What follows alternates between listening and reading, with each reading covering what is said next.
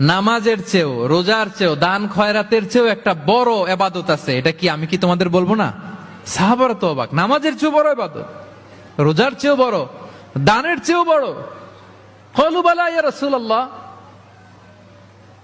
সাহাবারা বললেন অবশ্যই হে নবী, হ্যাঁ আপনি বলেন সেটা কি? বিষ্ণু সাল্লাল্লাহু আলাইহি ওয়াসাল্লাম বললেন ইসলাহু যাতিল বাইন, বিবাদমান দুই গ্রুপকে মাঝখান দিয়ে যে মিলিয়ে দেয়া।